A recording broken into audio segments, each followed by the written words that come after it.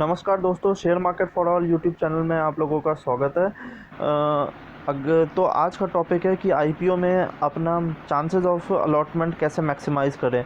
कई लोग अप्लाई करते हैं आईपीओ में फॉर लिस्टिंग गेंस, क्योंकि लिस्टिंग गेंस में आपको जो सेंसेक्स और निफ्टी जो कि साल में 12-13% मैक्सिमम बनाते हैं, उससे उसका डबल ट्रिपल आईपीओ में आपको एक बार में बन जाता है।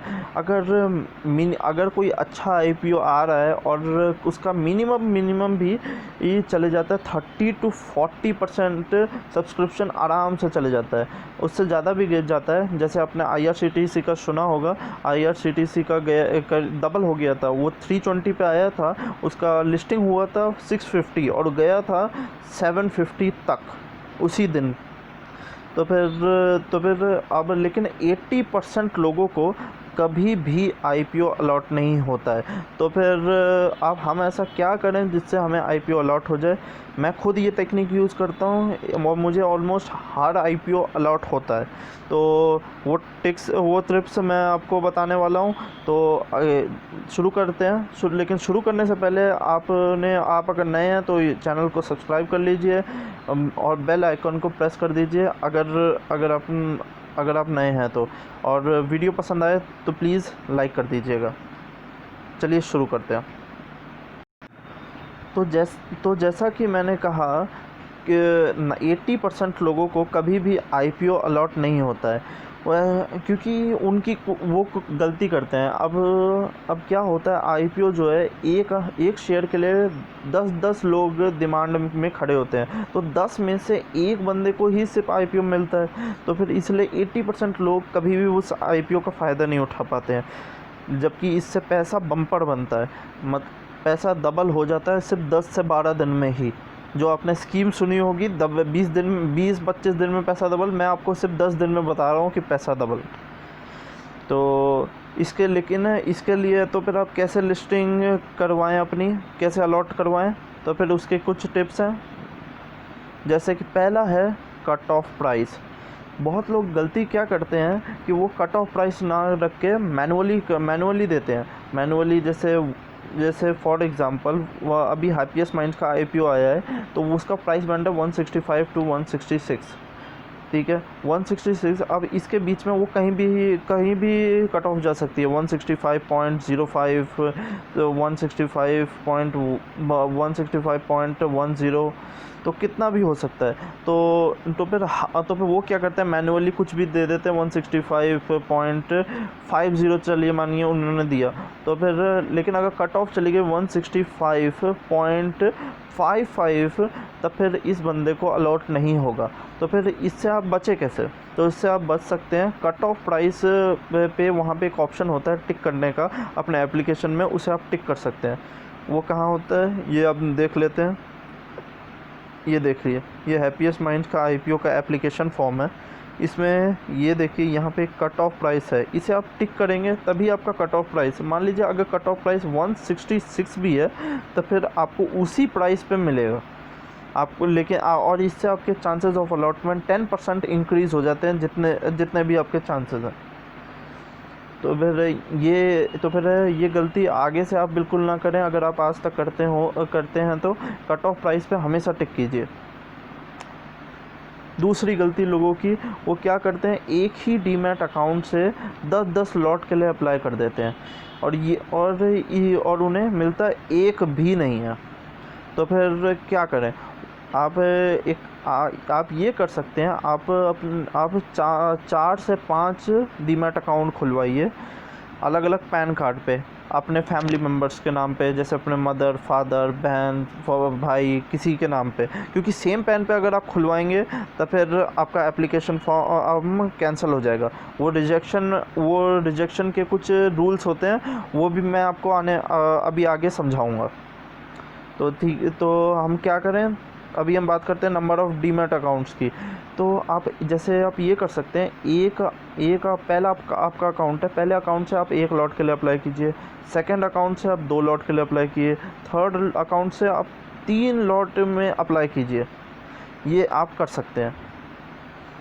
एक्चुअली मैं ये कहना चाह रहा था कि आप अलग अलग डीमैट अकाउंट से आप अप्लाई कीजिए। अगर एक अकाउंट से नहीं मिलेगा तो दूसरे अकाउंट से मिल जाएगा, दूसरे से नहीं मिलेगा तीसरे से मिल जाएगा, तीसरे से नहीं मिलेगा तो चौथे से मिलेगा। अगर 5 टाइम्स ओवर सब्सक्राइब किया है तो 5 में से एक बंदे को तो मिलना ही है। तो 5 में से अगर आप पाँच एप्लीकेशन भरेंगे तो 5 में से एक तो आपको कम से कम मिलेगा ही मिलेगा। हो सकता है ज़्यादा ही भी मिल जाए, हो सकता है 2 लॉट मिल जाए, हो सकता है 3 लॉट मिल जाए अगर आप लकी हैं तो, लेकिन एक तो मिलेगा ही मिलेगा। लेकिन अब लोगों के सवाल आते हैं कि अगर हम अलग अलग अकाउंट खुलवाएंगे तब उसमें मेंटेनेंस चार्ज भी आता है, तो मेंटेनेंस चार्ज हम कहाँ से निकालें। तो ये लोगों का बहुत बड़ा मिथ है कि उन्हें वो मेंटेनेंस चार्ज नहीं निकाल पाएंगे, क्योंकि अगर आपको एक लॉट भी आपको आपका निकल गया, एक लॉट भी, तो फिर एक लॉट से आपका टोटल 5 साल के लिए 5 ईयर्स के लिए आपको 5 अगर आपने अकाउंट खुलाए हैं तो पाँचों का मेंटेनेंस निकल जाता है। क्योंकि डीमैट अकाउंट का मेंटेनेंस चार्ज बहुत ही मिनिमल होता है, 200 to 300 रुपीज़। अगर आप ज़ीरोधा और अपस्टॉक जैसे डिस्काउंट ब्रोकर के लिए डिस्काउंट ब्रोकर से अगर आपने खुलवाया है तो अगर आपने नहीं खुलवाया तो अभी आप जाके खुलवा सकते हैं ज़ीरोधा और अपस्टॉक में अपना अकाउंट। मैंने खुद खुलवा रखा है दोनों में। लेकिन अगर कुछ लोग मुझसे पूछते हैं कैसे खुलवाना है तो उसका मैं वीडियो जल्द ही डालूँगा। अगर आपको वीडियो चाहिए तो फिर प्लीज़ कमेंट बॉक्स में लिखिए, मैं जल्द ही उस पर भी वीडियो बनाऊँगा। Right now let's talk about the IPO allotment. तो नेक्स्ट टिप है लॉट साइज़। लॉट साइज़ एक बहुत ही इम्पॉर्टेंट चीज़ है कि लोग क्या करते हैं, कुछ लोग क्या करते हैं, उनके पास वो 5 अकाउंट्स अप्लाई करते हैं, लेकिन एक फर्स्ट अकाउंट से भी एक ही करते हैं, सेकंड अकाउंट से भी एक ही लॉट करते हैं, थर्ड अकाउंट से भी एक ही करते हैं। देखिए क्या होता है, ये जो होता है ये कोई वहाँ पे रैंडम आदमी नहीं बैठा है, कोई मैं या आप नहीं बैठा है कि किसी को भी दे दिया। ये वहाँ पे एल्गोरिथम बेस्ड होता है। एल्गोरिथम जो कंप्यूटर अलॉट करता है आपको IPO, किसी को भी अलॉट कर सकता है, मुझे, आपको, किसी को भी। तो फिर आपको कैसे मिले, वो किसी को भी मिल सकता है जिसने 1 लॉट के लिए अप्लाई किया, जिसने 2 लॉट के लिए भी अप्लाई किया, जिसने 3 लॉट के लिए भी अप्लाई किया, जिसने 4 लॉट के लिए भी अप्लाई किया। तो फिर वो कोई किसी को भी मिल सकता है। तो फिर हम क्या करें, आप एक काम कीजिए, आप पहला अकाउंट जो है आपका उससे आप 1 लॉट के लिए अप्लाई कीजिए, सेकंड अकाउंट से आप 2 लॉट अप्लाई कीजिए, थर्ड अकाउंट से 3 लॉट के लिए। ऐसे ही आपके पास जितने अकाउंट हैं उस हिसाब से अपनी अपनी कैपेबिलिटी के हिसाब से, इससे आप जो है कंप्यूटर के एल्गोरिथम को बीट करेंगे और आपको ज़्यादा से ज़्यादा लॉट अब मिलेंगे। मुझे खुद इसी फॉर्मूले से मुझे IRCTC का IPO भी मिला है, जीवन स्मॉल फाइनेंस का भी IPO मिला है, और मैंने SBI कार्ड का भी IPO मिला है, और मैंने हैप्पीएस्ट माइंड्स IPO में भी इसी से अप्लाई भी किया है, इसी फॉर्मूले से। आप भी अप्लाई कीजिए। अगर आपने नहीं किया है तो कर लीजिए। I am sorry. तो नेक्स्ट है जी, जैसे आप पूछते हैं, लोग पूछते हैं कि कैसे अब हम डिफरेंट लॉट के लिए अप्लाई किए। एक लॉट होता है, जैसे अलग अलग कंपनीज अलग अलग लॉट लाती हैं। जैसे ये देख रहे हैं मार्केट मिनिमम लॉट, ये दिख रहा होगा आपको, यहाँ पे लिखा होता है ये 90 मिनिमम है, मतलब 1 लॉट। तो आप यहाँ पे 90 ऐसे ही इसके मल्टीपल में डाल सकते हैं, 90, 180 होगा 2 लॉट, वैसे ही 270 होगा 3 लॉट, और वैसे ही 360 होगा 4 लॉट। आप अपने हिसाब से जितने लॉट चाहें उतने के लिए अप्लाई कर सकते हैं। ये हैप्पीएस्ट माइंड्स का IPO है, इसका मैंने कल ही एक वीडियो डाला है पूरा, इसमें बम्पर लिस्टिंग होने वाली है। अगर आपने अभी तक अप्लाई नहीं किया है तो फिर आप अप्लाई कर लीजिए। मैं वीडियो वैसे 3 बजे बना रहा हूँ, आप उम्मीद है आपने 5 बजे तक इसका टाइमिंग है। अगर हो सकता है मैं उससे थोड़ा लेट डालूँ, लेकिन आई होप आपने वो अप्लाई कर दिया है। अगर आप उसकी डिटेल एनालिसिस देखना चाहते हैं तो मैंने कल एक उसकी वीडियो डाली थी, वो वीडियो जो है ऊपर कार्ड सेक्शन में आ रही होगी, आप उस पर क्लिक कर सकते हैं और वीडियो देख सकते हैं। चलिए तब तक हम ये बात करते हैं। तो अब बात आती है कि एप्लीकेशन रिजेक्ट होते हैं। बहुत सारे एप्लीकेशन रिजेक्ट भी होते हैं, लेकिन क्यों होते हैं वो एप्लीकेशन रिजेक्ट? बहुत सारे इसके रीजंस हैं। लोग क्या करते हैं गलती, जैसे एक ही पैन पे लोग, पहली गलती लोगों की ये होती है, एक ही पैन पे 2 अकाउंट खुलवा लिए, जैसे एक हो गया ज़ीरोधा में, दूसरा हो गया अपस्टॉक में। तो फिर और वो एक ही पैन से दोनों से अप्लाई कर देते हैं, तो उनका जो है एप्लीकेशन रिजेक्ट हो जाता है, क्योंकि सिलेक्शन जो होता है वो पैन से होता है, ना कि ज़ीरोधा या अपस्टॉक डिफरेंट अकाउंट से होता है। तो फिर इसलिए आप ये गलती कभी नहीं करिए कि एक ही पैन से अपने दो एप्लीकेशन भरें। तो फिर आप पूछ रहे होंगे कि कैसे आप अप्लाई करें, आपने तो बोला कि 3-4 अकाउंट से अप्लाई करें। जी बिल्कुल, 3-4 अकाउंट से अप्लाई करें, लेकिन सेम पैन पे नहीं। आप 4-5 अकाउंट अपने फैमिली मेम्बर्स पे बनवा सकते हैं, एक अपनी मदर, एक फादर, एक अपनी बहन, भाई, जो भी आपके रिश्तेदार हैं उनके नाम पे 3-4 अकाउंट। मैंने खुद कम से कम 4 अकाउंट बनवा रखे हैं, 4 से 5 अकाउंट। अगर तो फिर इसलिए मुझे ऑलमोस्ट हर आईपीओ अलॉट हुआ है मुझे। तो दूसरा रीज़न ये है, लोग क्या करते हैं, वो एक एसबा के थ्रू भी अप्लाई कर लेते हैं, और फिर एसबा जो होता है वो बैंक में जाके फॉर्म भर के अप्लाई होता है, और फिर एक जो अप्लाई करते हैं वो होते हैं ज़ीरोधा, अपस्टॉक या किसी भी ऑनलाइन प्लेटफॉर्म के थ्रू। ये भी सेम पैन पे ही होता है, तो वो वही गलती कर देते हैं और उनका एप्लीकेशन रिजेक्ट हो जाता है। ये गलती आप ना करें अगर आप आज तक करते थे तो।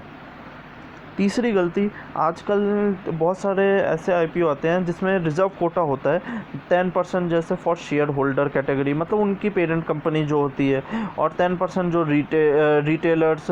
तो फिर वो क्या करते हैं, वो 10% रिटेल में भी अप्लाई कर देते हैं सेम पैन से, और 10% वो अप्लाई कर देते हैं शेयर होल्डर कैटेगरी से भी।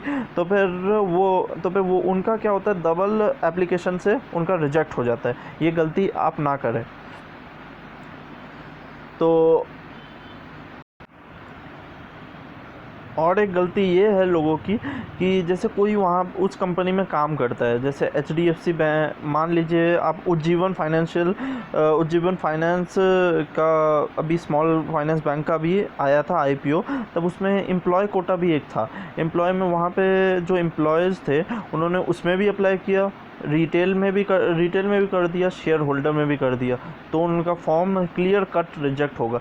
मतलब कहने का यही पॉइंट है, आप एक ही पैन से आप एक से ज़्यादा अप्लाई ना करें। अगला ये है, लोगों की एक सबसे बड़ी गलती ये है कि वो वेट करते रहते हैं लास्ट डे का वेट करते रहते हैं, देखते हैं फर्स्ट डे पे कितना सब्सक्रिप्शन हुआ, दूसरे दिन कितना सब्सक्रिप्शन हुआ, और तीसरे दिन वो जाके खुद अप्लाई करते हैं। ये कभी नहीं करना है, क्योंकि लास्ट डे कुछ भी हो सकता है।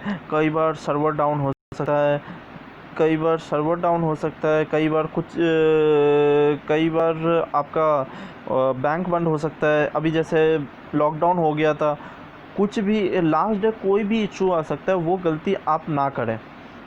ये मैं बार बार बोल रहा हूँ, क्योंकि लोग ये सबसे बड़ी गलती करते हैं। मैंने खुद कल सेकंड डे पे हैप्पीएस्ट माइंड के आईपीओ में अप्लाई किया था। लास्ट डे कभी नहीं अप्लाई करना है। अगली गलती लोग करते हैं पेरेंट कंपनी की। सबसे पहले इसमें गलती आती है एक्स डेट है। इसमें एक डेट होती है जिस डेट पे कंपनी के शेयर अगर आपके डीमैट अकाउंट में हैं, मेरी बात ध्यान से सुनिएगा, डीमैट अकाउंट पे हैं, ख़रीदा नहीं, ख़रीदने के बाद अगर आप एक्स डेट पे अगर आप शेयर ख़रीद रहे हैं, तो फिर X+2 पे वो आपके डीमैट अकाउंट में आता है, X से 2 दिन बाद आता है। तो फिर ये याद रखिएगा, कभी भी जिस दिन आप ख़रीदें, एक्स डिविडेंड डेट से आपको 2 दिन पहले आपका पेरेंट कंपनी का शेयर खरीद के रखना होता है, अगर आप शेयर होल्डर कैटेगरी से अप्लाई करना चाहते हैं। तो पेरेंट कंपनी कोई भी हो सकती है, जैसे अभी उज्जीवन फाइनेंस बैंक का आया था आईपीओ, तो उसमें उज्जीवन फाइनेंशियल सर्विसेज उसकी पेरेंट कंपनी थी। उनके शेयर जिनके पास भी थे, उन्होंने उससे शेयर होल्डर कैटेगरी में अप्लाई किया। शेयर होल्डर कैटेगरी के लिए अलग से कोटा होता है 10 से 20%, उन्हें अलग से अलॉट होते हैं। तो फिर अब कुछ लोग पूछेंगे कि हम कितने शेयर उसके पेरेंट कंपनी के रखे हैं। आप कितने भी रख सकते हैं, even one share is about 150 rupees. सिर्फ 150 रुपये का इस जीवन फाइनेंशियल सर्विसेज का एक शेयर था। एक शेयर आप रख लीजिए तो फिर आप उसके शेयर होल्डर में हैं और आप शेयर होल्डर कैटेगरी से अप्लाई कर सकते हैं, तो आप उसके रिज़र्व कोटा में आते हैं। दूसरी गलती लोग क्या करते हैं कि वो शेयर होल्डर अगर कैटेगरी से ले लिया तो सिर्फ शेयर होल्डर कैटेगरी से ही अप्लाई करते हैं, तो वो फिर रिटेल कैटेगरी को भूल ही जाते हैं और इसीलिए उन्हें मिलता नहीं है। मैं आपको कुछ एग्जांपल्स दिखाता हूँ। ये देखिए SBI कार्ड का IPO, इसमें ये अदर्स का जो सेक्शन है, ये SBI SBI बैंक जो है इसका पेरेंट कंपनी थी, तो उन्होंने सब ने एक एक शेयर जो है SBI का खरीद के रख लिया और शेयर होल्डर कैटेगरी से अप्लाई कर दिया। लेकिन शेयर होल्डर कैटेगरी से आए तो इतना सब्सक्रिप्शन बढ़ गया, सब रिटेल को भूल ही गए। रिटेल में 2.5 टाइम्स, मतलब सिर्फ 2 एप्लीकेशन जिसने अप्लाई की है उनमें से एक को, हर 2 में से एक आदमी को मिला है, तो सब ये भूल ही गए, सब शेयर होल्डर से ही अप्लाई करने लगे। ये कभी नहीं करना है आपको रिटेल से भी करना है, शेयर होल्डर से भी करना है। और दूसरा एक एग्जांपल जैसे उज्जीवन फाइनेंस बैंक का, तो इसमें सब ने क्या किया, सब ने रिटेल में ही कर दिया। देखिए 50 टाइम्स ओवर सब्सक्राइब ऑलमोस्ट किया है, ऑलमोस्ट 50 टाइम्स। और शेयर होल्डर कैटेगरी में भूल ही गए सब, 4 गुना बस। बाकी देखिए क्वालिफाइड और नॉन इंस्टीट्यूशनल बायर्स वो कितने हैं, 110 और ऑलमोस्ट 500 टाइम्स। तो ये गलती आप कभी ना करें। रिटेल और शेयर होल्डर कैटेगरी दोनों से आपको अप्लाई करना है, वरना आप मौका गवा बैठेंगे। वो गलती आपको कभी नहीं करनी है। तीसरा एग्जांपल मैं जो दूंगा, जो बहुत ही पॉपुलर IPO आया था IRCTC का। IRCTC में देखिए क्वालिफाइड और नॉन इंस्टीट्यूशनल बायर्स कितने थे। एम्प्लॉय और रिटेलर्स ने पहले ज़्यादा अप्लाई ही नहीं किया, बाद में लास्ट डे पे उनका भी इतना हुआ, करीब 15 टाइम्स ओवर सब्सक्राइब किया है। और अदर्स में इसमें कोई नहीं था क्योंकि इनकी कोई पेरेंट कंपनी नहीं है। लेकिन अगर आपने, तो फिर अब आप सोचिए, हर 15 टाइम्स भी ओवर सब्सक्राइब किया, आप 5 एप्लीकेशन अब अप्लाई कर रहे हैं, 5 अप्लाई कर रहे हैं, तो आपको 1 लॉट तो कम से कम मिलेगा ही। मुझे पर्सनली, मैंने 5 लॉट अप्लाई किए थे अलग अलग से, मुझे 2 लॉट मिले। मैंने 1 लॉट 2000 पे सेल कर दिया, 1 लॉट मेरे पास अभी भी पड़ा हुआ है और वो मैं लॉन्ग टर्म के लिए रखा हुआ हूँ। क्योंकि ये जो कंपनी है बहुत तगड़ी कंपनी है, ये आगे जाके मल्टी बैगर साबित हो सकती है। ऑलरेडी मल्टी बैगर हो चुकी है। 300 पे आया था इसका IPO और ये 2000 तक गया था, ऑलमोस्ट 7 टाइम्स पैसा कर दिया with in less than 6 months. तो फिर ऐसी कंपनी में अगर आप अप्लाई करना चाहते हैं, ये सिर्फ IPO के थ्रू ही हो सकता है। तो फिर अगर आपको अलग अलग अकाउंट बनाने हैं, 4 से 5 अकाउंट, वो आपको पता नहीं है कैसे बनाने हैं, तो फिर कमेंट बॉक्स में लिखिए, मैं जल्द ही डीमैट अकाउंट कैसे बनाते हैं उसके बारे में आपको बताऊँगा। तब तक के लिए गुड बाय, थैंक यू।